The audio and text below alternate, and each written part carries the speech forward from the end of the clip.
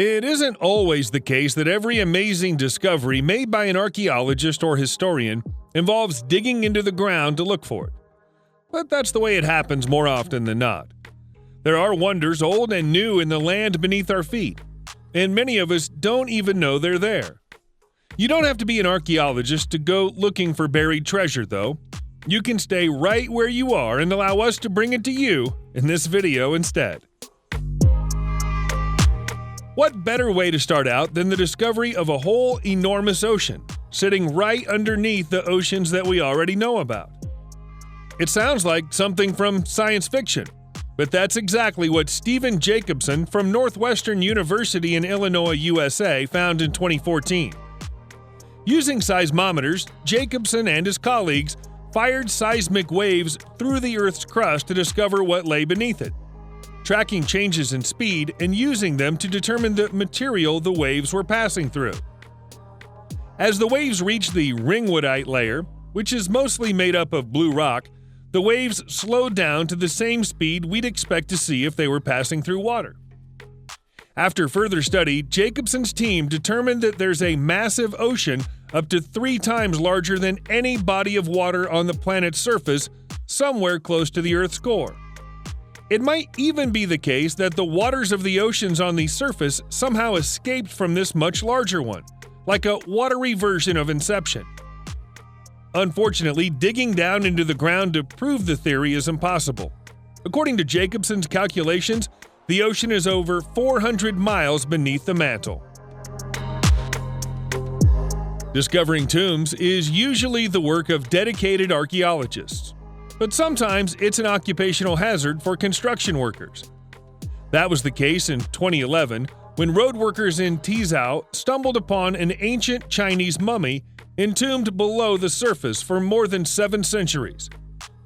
It turns out that the wet conditions beneath the road were perfect for preserving the remains of the woman buried in the tomb. When she was brought to the surface and dried out a little, the excellent condition of her clothing amazed even the most experienced experts. Such is the quality of her state of preservation that her eyebrows are still clearly visible, along with a hint of her facial features. The coffin was full of brown liquid that couldn't be identified, so it's unknown whether it was added as a preservative when she was buried or seeped in over time. As well as the mummified remains of the woman, the workers also found beautiful jewelry and a collection of manuscripts. But unfortunately, the papers were too badly damaged to be read or rescued. You generally don't expect to find the remains of an ancient Roman fleet of ships at the bottom of a coal basin. But that was the sight awaiting a team of Serbian archaeologists in March this year. The discovery was made around 9 miles from the town of Pazavarak, in the remains of what was once the Roman city of Viminaci. Around 2,400 years ago, this was the capital of the Roman province of Lower Moesia. A variety of boats of several shapes and sizes were discovered at the bottom of a coal seam and narrowly avoided being destroyed by the enormous coal excavator machines that dominate the landscape. As exciting as it is, the discovery of the ships is mysterious. In theory, it shouldn't be possible for them to have sunk to this depth, as the rock around them is 7,000 years old. It's also unclear which river the boats would have been anchored in. The basin of the Danube is a long way away, and neither the dried-up river Klepechka or the dried-up stream Malava are viable candidates. It's almost as if someone buried the ships here as a joke to confuse scientists. Military planes tend to end life one of 2 ways. They either get destroyed or get taken apart and scrapped to build something new, possibly even a new fighter plane. That doesn't apply to the aircraft that British artist Roger Hiorns got his hands on, though. The conceptual artist prefers to bury them deep underground. He buried his first MiG-21 fighter plane in East Anglia in 2017, and followed up by burying another one in Dolny Brezine near Prague later the same year.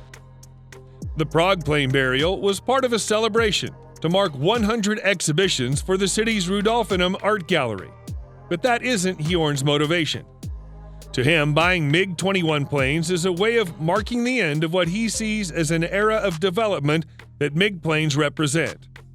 He's been asked several times why he prefers the Soviet-era planes to anything made by the British during the same era, and he says that he simply finds them more attractive. His work isn't always well received by Cold War enthusiasts, though, who believe that burying the planes is a way of vandalizing history. We already said that the things you find underground don't have to be old in order to be impressive.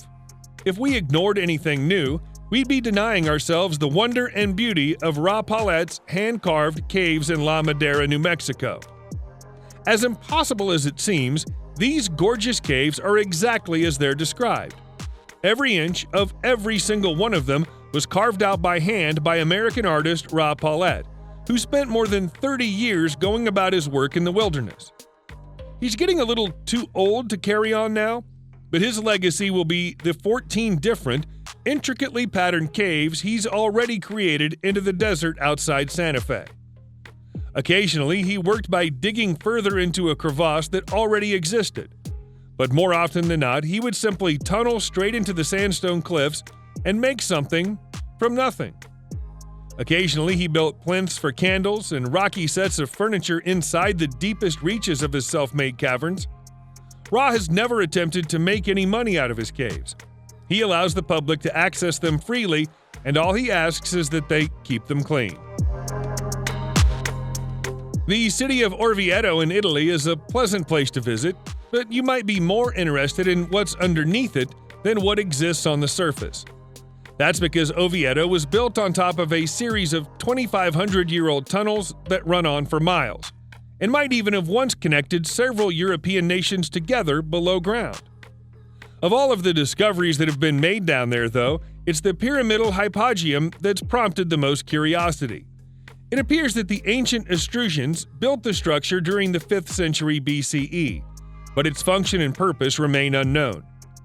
Further investigations underneath nearby Umbria have also revealed the presence of underground pyramids built at around the same time. The walls of the structures are elaborately decorated, which rules out the idea of them being quarries or cisterns, but saying what they are not is a lot easier than saying what they are. Historians and experts don't have the answer to that question yet. While we may not fully understand what we're looking at here, we can at least appreciate its beauty. The financial district of San Francisco is an opulent place where business people go looking for metaphorical gold. But 150 years ago, their gold aspirations were more literal. Back then, the area was a port, and it played host to over 1,000 ships that had brought people to the city as part of the gold rush. The ships were in poor condition when they arrived and quickly became abandoned, breaking down in the harbor and eventually blocking it up completely. Rather than attempting to free up the port, the city decided to fill it in instead. That resulted in the burial of an entire fleet of wooden ships, many of which are still there under the feet of San Francisco residents.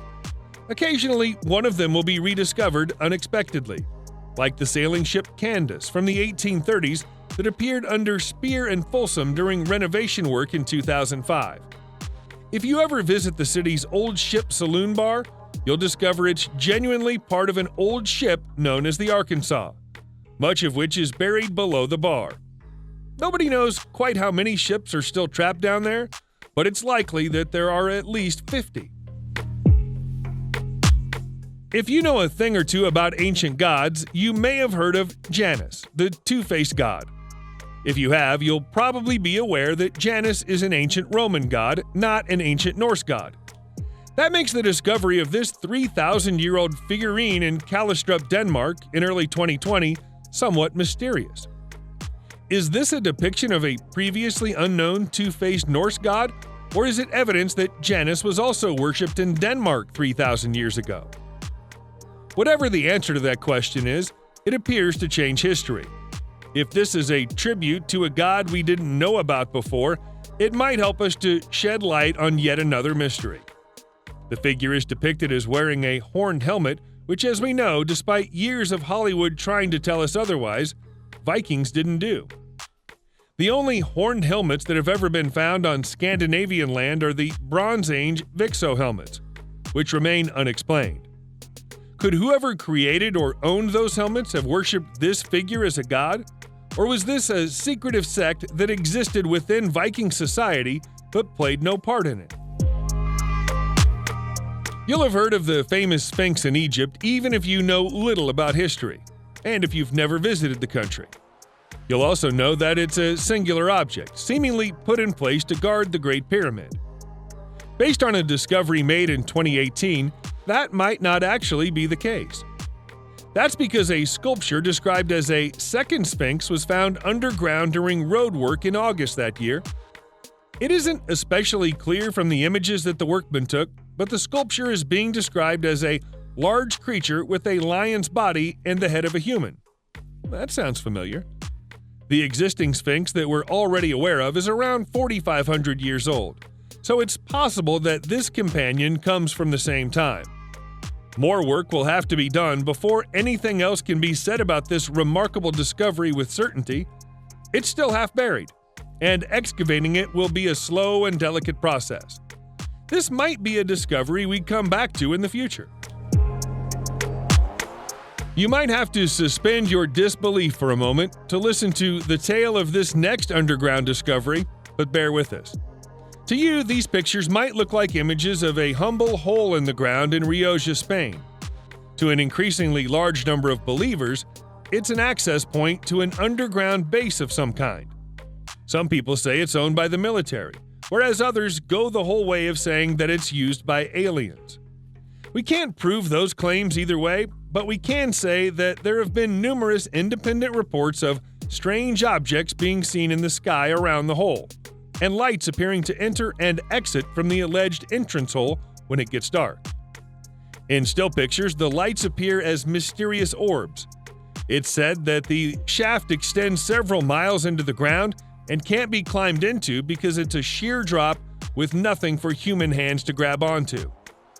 There could be something top secret going on down there, or alternatively, maybe it's just a hole. What do you make of the appearance of these strange underground structures in Brazil, which we see being excavated by Professor Luis Forgi and his team? Are they the remains of a lost underground civilization? Could they be the burial chambers of a forgotten pre-Columbian South American people? Actually, no. Despite their labyrinthian properties and the fact that they cover an area larger than the Great Wall of China, everything you see here was made by an enormous colony of ants.